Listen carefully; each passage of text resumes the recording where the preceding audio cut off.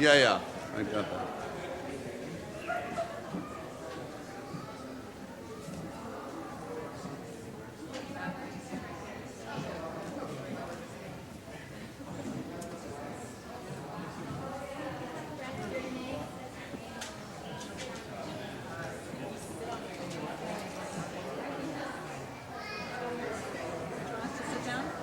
Please be seated.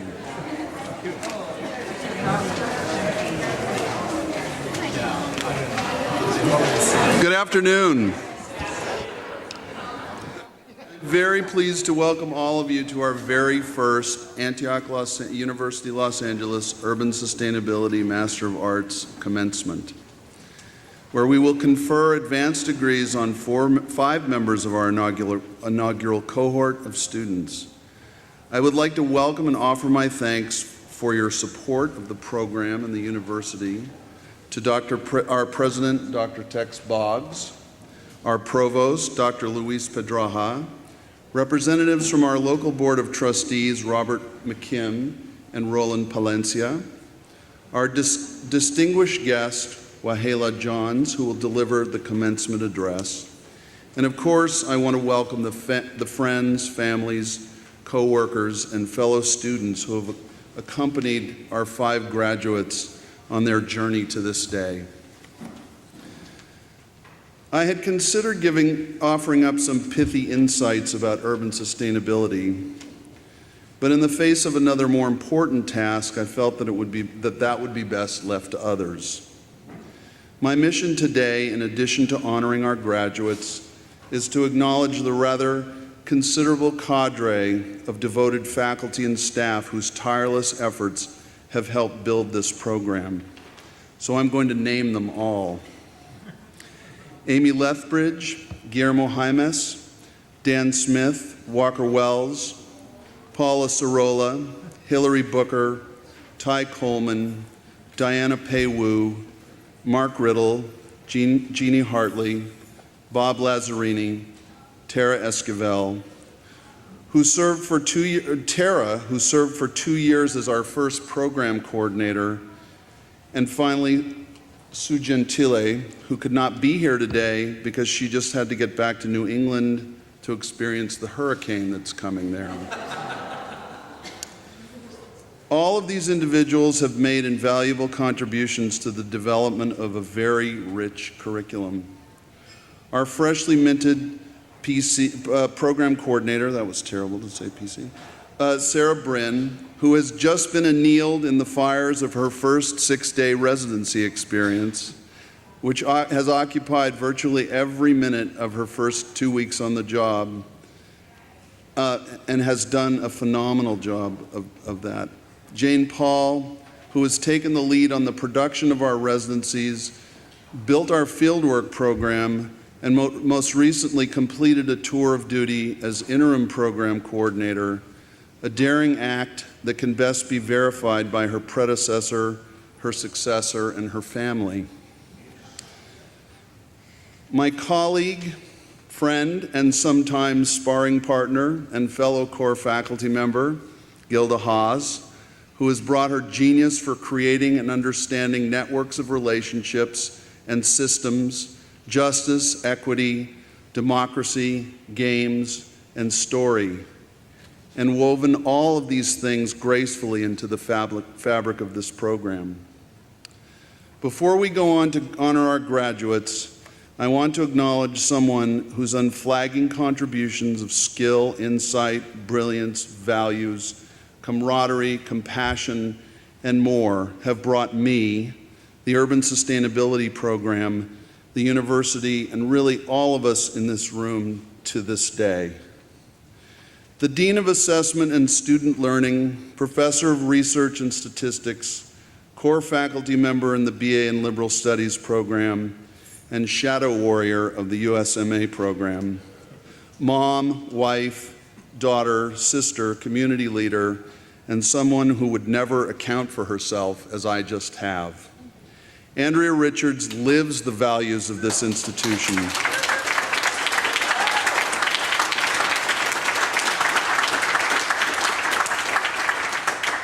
Like no one else that I know of. She has been a best friend, a sister, a fellow traveler, a companion in the trenches, a dispenser of much-needed dark chocolate, and whether she likes me saying it or not, the keystone player in the monumental project that has brought us all together today. I will never be able to scratch the surface of the depths of gratitude I feel for all that Andrea Richards has contributed to all of us. So I would ask you all to join me. And Andrea, I promise you that I might not ever do this again, certainly not for the first time.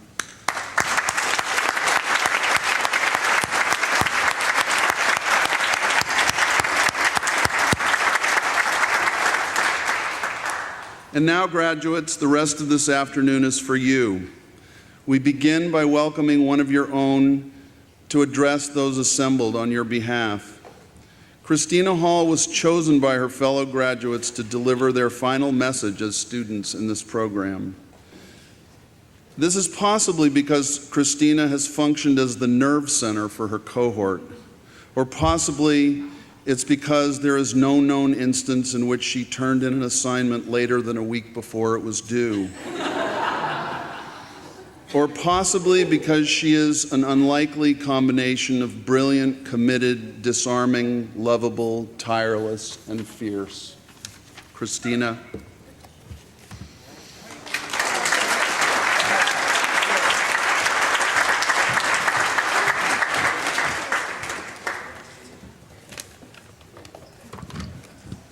Hello. All graduations are special and exciting, but this one has a unique spark to it, being the first of the first. We are gathered here today as the first urban sustainability cohort of what was a brand new program in 2010 when most of us met. I welcome our friends and family to this amazing celebration, and I want to acknowledge them for everything that they do to support us and this group of changemakers. You believe in us. You listen to our constant discourse on social and environmental ills. And most importantly, you give the hugs when the work seems too big for us to tackle. Welcome to our faculty, whose guidance has been key through the past 2 years. Thank you for the experiences and mentorship you have provided. And I also welcome my fellow ecohortians who are still on their USMA path. Many years ago, I graduated with my bachelor's degree in biology, but I was unsure what I wanted to do next. I knew that graduate school was in the cards, but I couldn't find the program that would be the one. Then one morning, I was driving in my car, and I heard a brief introduction to the Antioch program on the radio. I checked it out, and it seemed like it covered everything that I was interested in, and it just seemed too good to be true. It combined my seemingly disparate interests in community and justice with being a tree hugger, and it threw in economics and social science research theory for good measure. I was hooked. I applied, and I was so nervous when Tara called me. She set up an interview for me to meet with Dawn. While we were talking, Don was asking me questions about my science background, and he wanted to see if the program was a good fit for me and I was a good fit for the program. But in my head, all that little voice was saying was, nope, it's not you, better luck next time. And then he said I should be receiving my acceptance letter in the mail soon, and I was ecstatic. I had no idea at the time that this adventure was going to lead to not only new scholarly knowledge, but meeting amazing people, working in the field, learning about a river that people had forgotten, truly understanding the concept of movement building, learning about wildlife migration through the Southern California region, and meeting students trying to follow their dream. Seeing opportunities like the Downtown's Women's Center and Homeboy Industries, who act on the concept of the right to the city, gave me hope that we are going to be successful in our quest for sustainable, positive change in the communities around us. In closing, I would like to read this quote from Rachel Carson. I've always liked it, but it seemed especially fitting for today.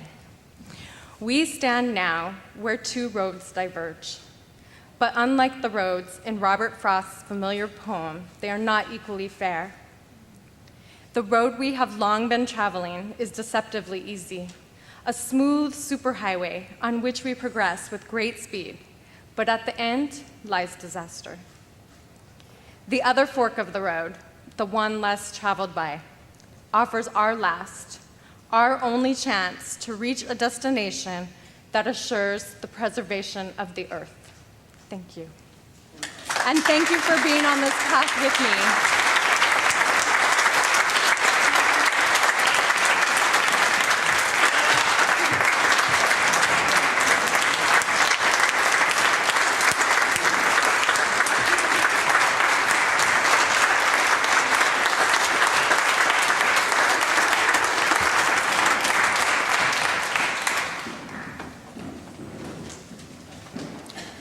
So as odd as it may seem to introduce an introducer, I'm going to introduce you to my colleague and friend and the person I may have just put that whole relationship at risk with my last description, the extremely entertaining, amazingly committed and brilliant Gilda Haas.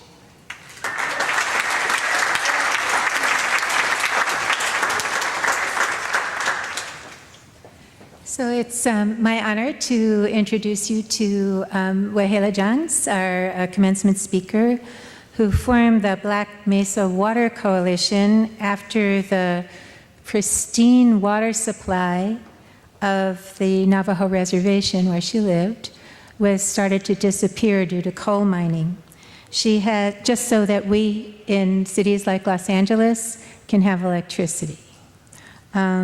She's advocated and organized to stop the exploitation of natural resources and promote the development of green jobs in the Navajo community. We just had a very engaging workshop with her and saw how deeply grounded in her values and idea of what it means to live in harmony with the natural world. And Wahela models for us the best of what we can imagine our own urban sustainability program can aspire to be, not just as a project about reducing inequality, improving environmental quality, becoming closer to an ecological standard, but that this is also a spiritual project as well, and that's what connects us all. She is also what some of my favorite organizers would refer to as a gentle warrior. It's my pleasure to present our first ever commencement speaker, Wahela Jans.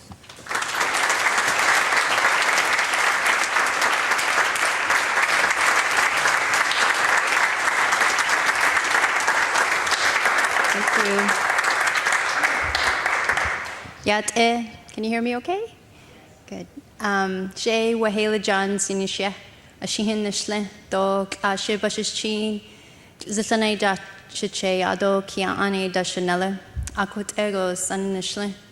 My name is Wahela, and I am Salt Clan, born for the Red Bottom people, and I'm from the Navajo reservation, a place called Black Mesa. And the valley in Black Mesa where I live is called Twinajona, which means beautiful water.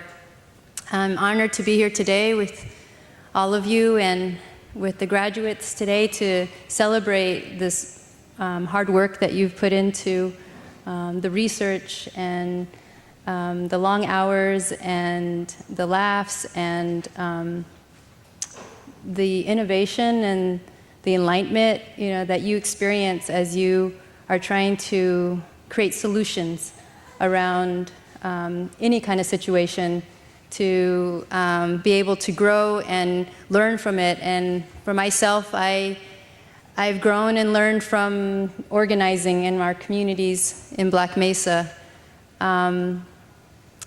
So my story is that, or how I connect with you all, is that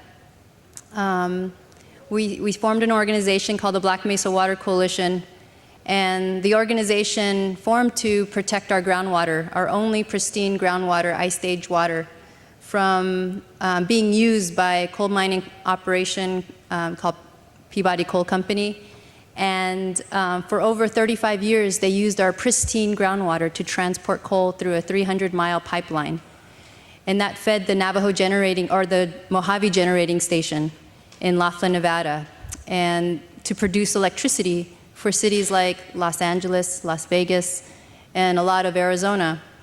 And I was here last summer, and I was sharing the story, and every time we get invited to come to Los Angeles, we always bring this message of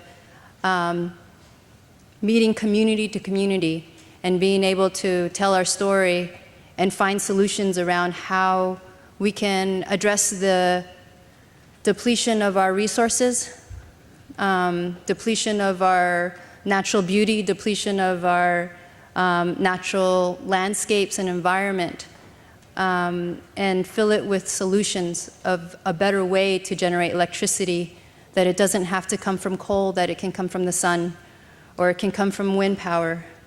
These are the technology that I feel like, you know, our children and their children is going to be reliant on. And a lot of our messages is how, you know, 50 years from now, 100 years from now, how are we going to be as societies? And as an Indigenous person, I also want to acknowledge this land here, that there was many tribes that used to live here on this land that we now call Los Angeles. And I want to recognize the Indigenous peoples of this land, the original peoples of this land, because each tribe and each Indigenous clan, they had a connection to these areas and these places that we regard as sacred and that we regard as home. And these mountains all have songs and prayers. This water here that we live by all has songs and prayers and names that needs to be acknowledged. And that's just the network we have as Indigenous peoples, whether it's in North America, South America, in India, and different parts of the world. Indigenous peoples still carry this knowledge, this ancient knowledge that I feel like is very valuable at this time in this world, where we can learn from. And I guess this knowledge is the knowledge that I'm bringing to you today. Is I am here because I'm trying to protect my homeland. I'm here today because I'm trying to protect our water. And I need your help to do that. It's not going to just take our community, it's going to take all of us as members of this planet and this earth that we were given to be able to heal this, our mother and our father sky. It's a responsibility we each have to take, whether it's your mother, father, grandparent. You all have a role in building community and building a family. And so I think I just wanted to acknowledge that essence of Indigenous peoples, of being caretakers of this land and these areas. These are the teachings and values that you all carry inside of you, because you all have that Indigenous spirit, whether you came from a different place, a part of the earth, that's still in you. And maybe this is a time that we just kind of forgot, and we are practicing very destructive ways to generate electricity, to develop oil, to develop natural gas.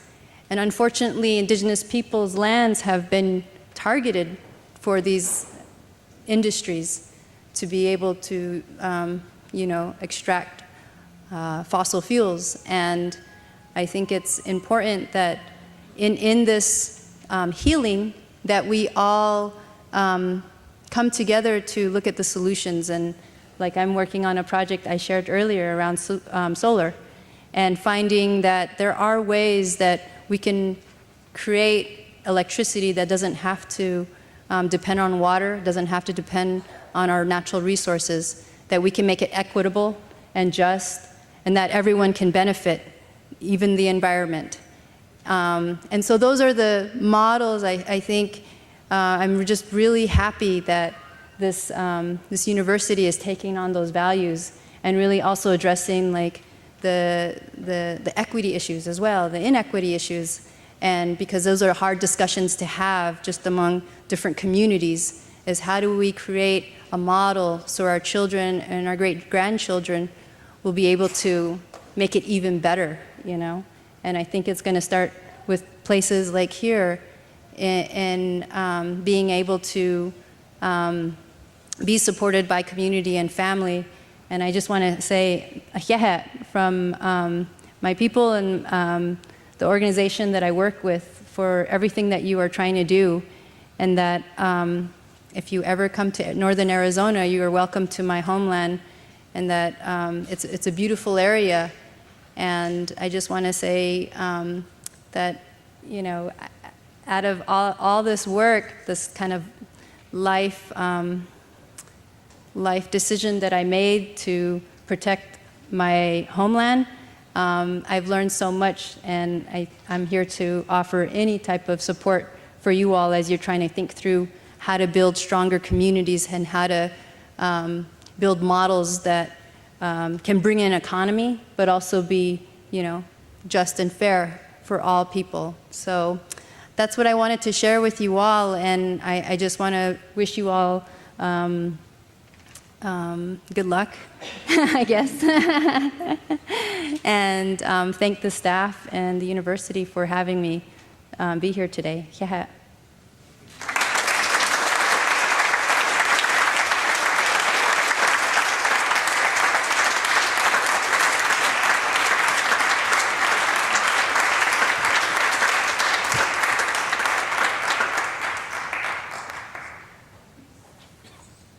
Some housekeeping here.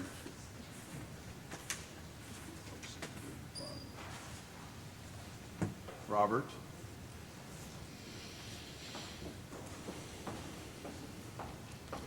Robert is our first graduate of any portion of this program, which Robert has earned a certificate in urban sustainability. But Robert came to us already with 2 master's degrees, so he clearly was not in need of another. And but I have to acknowledge that while you were with us, in the year that you were with us, you made tremendous contributions to the dialogue, the ongoing dialogue. You challenged us to think about things in ways that we were not always thinking about them. And for that, you have more than earned this certificate, and I know that you're out there in the world doing great work. Congratulations, Robert.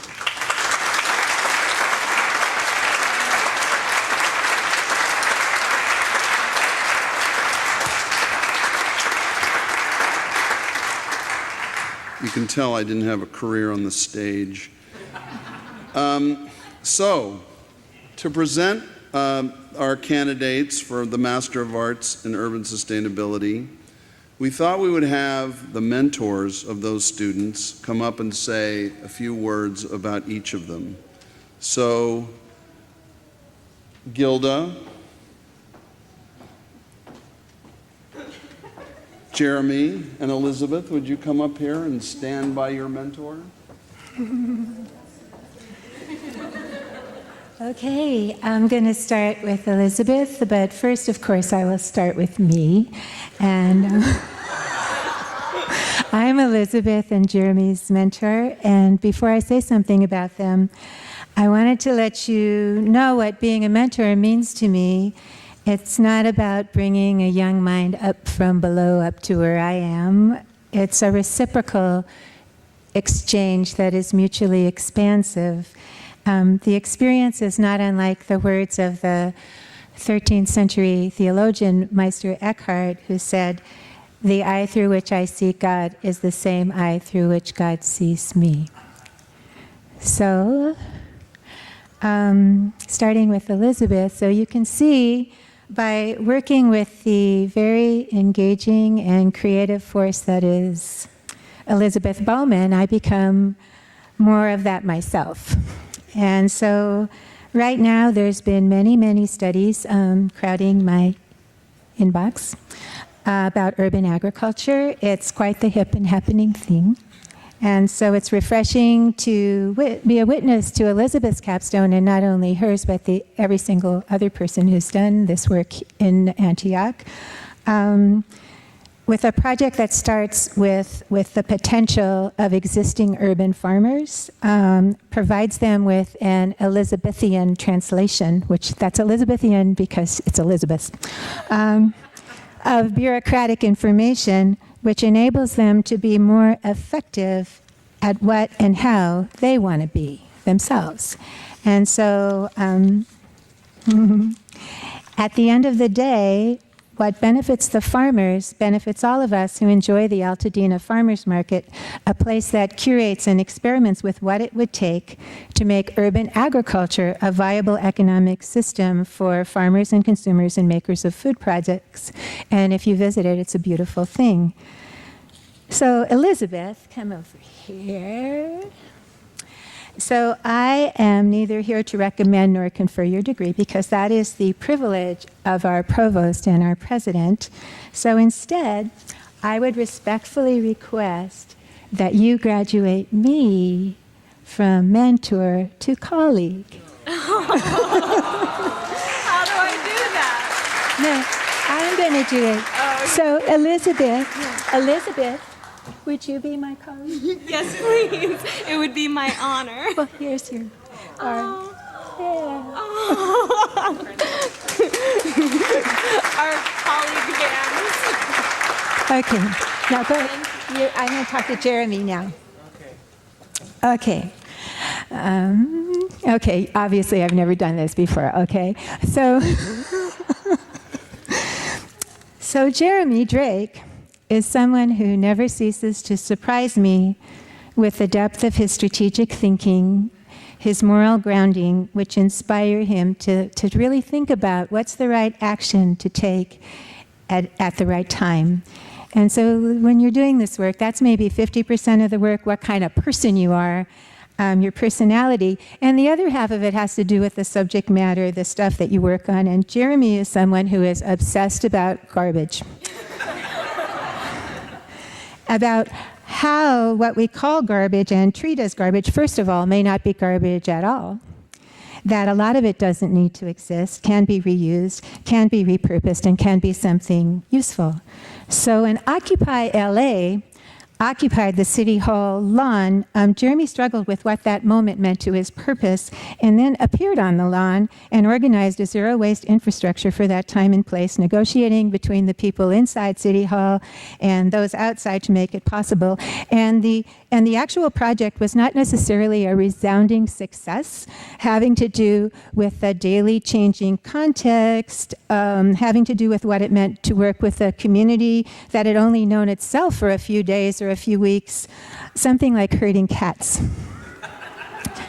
But it was the effort that was a success, not just the idea, the risk-taking action, the reflection that followed. And for his capstone project, Jeremy turned what started as an individual effort into a team of Sierra Club members that together surveyed the organic waste disposal practices of all of the cities in Orange County and Los Angeles, so that in advance of the closing of the Puente Hills landfill that receives 1 million tons of garbage, we can see who is ready to take on sustainable practices and who is not. And so the Sierra Club could make informed decisions about their advocacy strategy, so the rest of us also can do that as well. And again, this wasn't perfect. Some of the cities said buzz off, some of them didn't respond, half of them did, and now because of that we have a picture, a map of where we are, and a starting point for figuring out what it will take us to get to where we want to be. And that's what a lot of this work is about. So Jeremy's propelled by an enormous intellectual curiosity. He's a very talented and reflective writer. Oh, I forgot to say, Elizabeth's a great writer.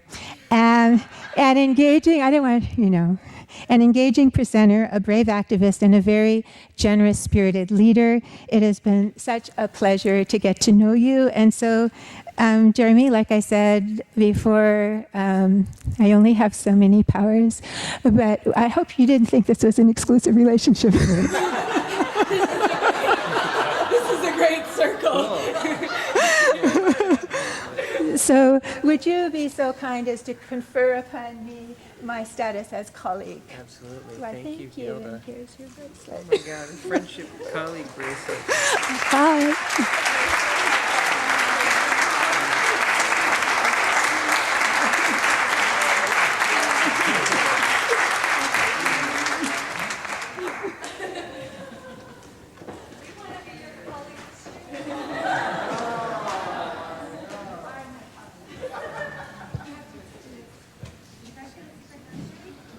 This program has always been full of surprises from day one. Thank you, Gilda. Paula Sorolla, and once again, Christina Hall.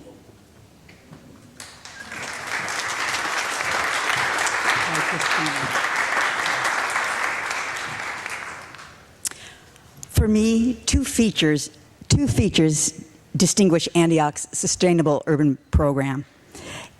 One, and it distinguishes it from other programs. One is its commitment to social justice, such that it's an integral part of the Antioch program. And the other feature of this program that distinguishes it from other schools is that Antioch prepares movers and shakers, students who are going to take steps to really change the status quo. In Christina, you couldn't find a better example of these features. She walks the walk and applies everything she learns at Antioch to actual situations in her community.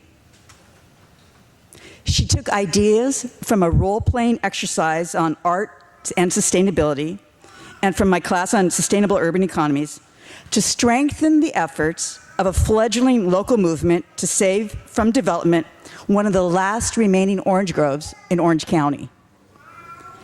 Then, in public commission meetings, her pointed questions to those public commissioners resulted in those commissioners re-examining and redefining what their roles are with regard to public good and land development.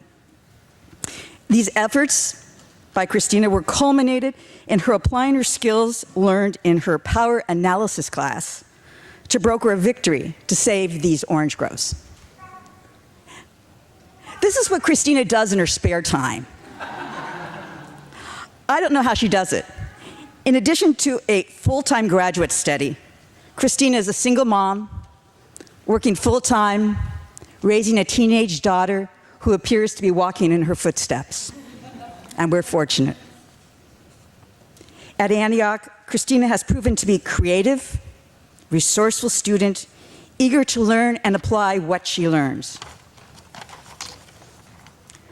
Her capstone project developed from a kernel of an idea that youth offenders are caught in a vicious cycle, precisely at an age when youth's minds and their bodies need nutritious food to develop into productive and responsible citizens.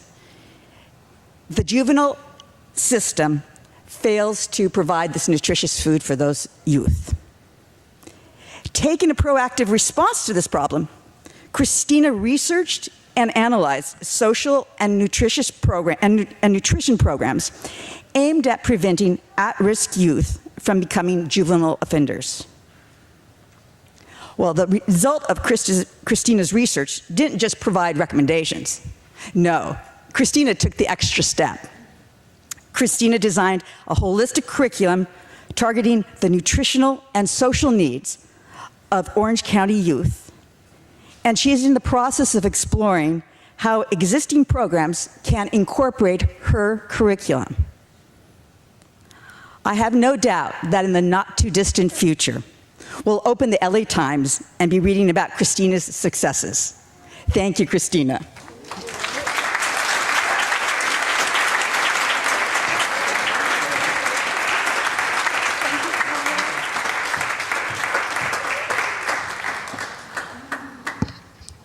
Christina and Paula, I now pronounce you colleague and colleague.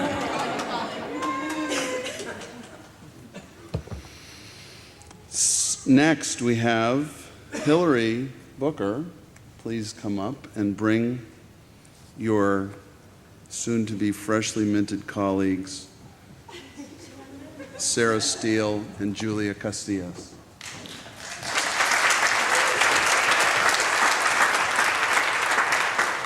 Good afternoon.